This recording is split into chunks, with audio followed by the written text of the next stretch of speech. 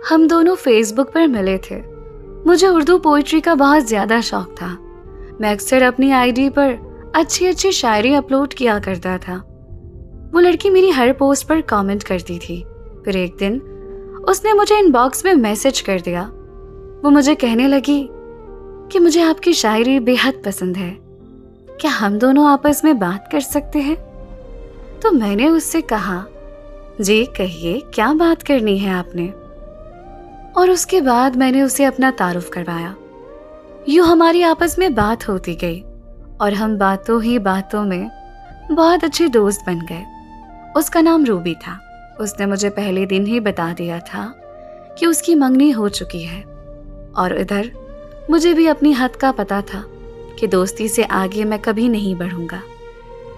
मैंने कभी भी अपनी जिंदगी में किसी भी लड़की को सीरियस नहीं लिया था, इसलिए मैंने सोच लिया था कि इसे भी मैंने कभी सीरियस नहीं लेना। मैंने अपनी जिंदगी में जिन जिन लोगों से बात की, उनसे मैंने हमेशा इज्जत और एहतराम के साथ बात की।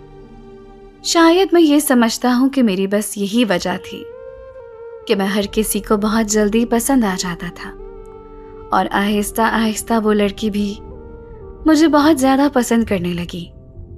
हमारी बात होती गई और एक दिन उसने आखिर कह ही दिया कि मुझे आपसे बेपनाह मोहब्बत हो गई है। मैं दिल से अपनी इस मोहब्बत का आपके साथ इजहार कर रही हूँ। I love you so much. उसकी ये सब बातें सुनकर मैं बहुत ज्यादा हैरान हो गया। मैं इस सोच में पड़ गया कि यार, ये मेरे साथ अपनी मोहब्बत का इजहार कैसे कर सकती है? और इसने जब भी मुझसे बात की, इसकी तो पहले ही मंगनी हो चुकी है, और इसने जब भी मुझसे बात की, वो अपने मंगेतर की तारीफें करती थकती ही नहीं थी। इसे मुझसे इतनी ज्यादा मोहब्बत कैसे हो सकती है? मैं इस बात पर हैरान था। खैर, मैंने भी उसे इस बात का कोई खास जवाब नहीं दिया। मैंने उसकी इस बात को इग्नोर कर दिया।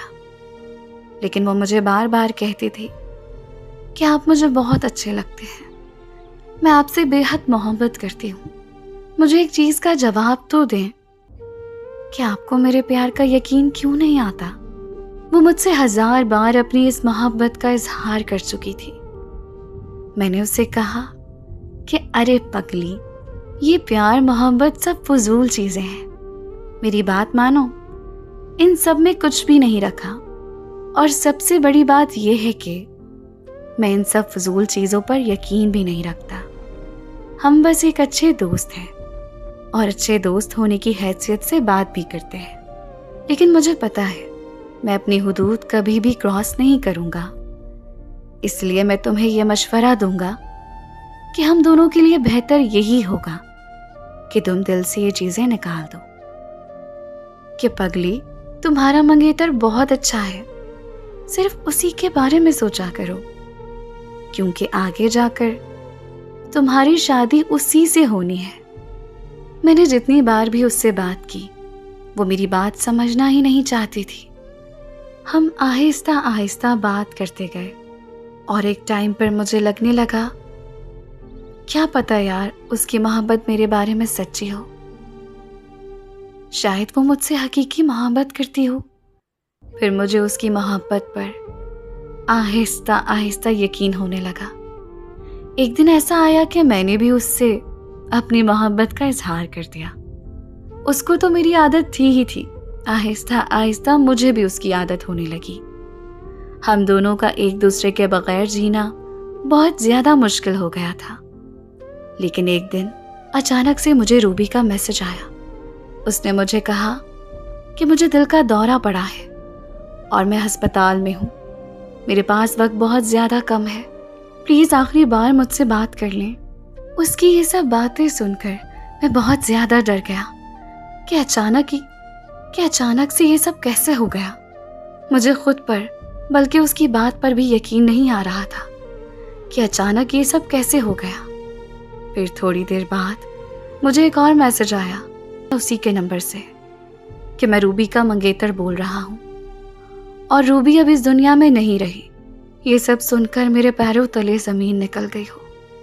जैसे ही मैंने उससे उसका एड्रेस मांगा, उसने मुझे नहीं दिया। मुझे फिर शक हो गया कि ये सब ड्रामा है। मैंने किसी और नंबर से जब कॉल की तो रूबी के अबू ने कॉल अटेंड की। उनके घर में लड़ाई हो रही थी किसी बात पर। मैंने सब सुन लिया था। मुझे ऐसा लग रहा था कि शायद रूबी ने बता दिया हो उन्हें अपनी मोहब्बत का। उसके अबू बहुत ही ज्यादा सख्त लहजे में बात कर रहे थे। उन्होंने कहा कि हमारी बेटी का पीछा छोड़ दो, उसका निकाह हो चुका है और तुम्हें मैं सख्ती से मना कर रहा हूँ कि आइंदा के बाद इस नंबर पर कॉल मत करना। उस दिन के बाद मेरा रूबी से कोई राब्ता नहीं हुआ। मैं उसकी मजबूरी समझता था, लेकिन उसने मुझे बताना जरूरी ही नहीं समझा। वो सीधा सीधा आकर बोल देती मुझसे कि मेरे घर वाले नहीं मान रहे। उसे ये सब ड्रामा करने की क्या जरूरत थी? सिर्फ एक बार मुझे आकर कह देती, मैं उसके रास्ते से ही हट जाता। इसके बाद कई दिनों तक मैं खामोश रहा। हर नोटिफिकेशन पर दिल धड़क जाता था, लेकिन वो कभी वापस नहीं आई। आहिस्ता आहिस्ता मुझे ये समझ आ गया कि कुछ लोग हमारी जिंदगी में एक सबक बनकर आते हैं, हमेशा के लिए नहीं। मैंने खुद को संभाला, अपनी आदतों को बदला और उसे एक खूबसूरत याद समझकर दिल में रख लिया। आज भी कभी कभी उसकी याद आती है तो दिल उदास हो जाता है, लेकिन अब मैंने सीख लिया है कि हर कहानी का अंजाम साथ होना नहीं होता। कुछ कहानियां अधूरी रहकर ही मुकम्मल होती है। मैंने उसे दुआ दी और अपनी जिंदगी में आगे बढ़ गया।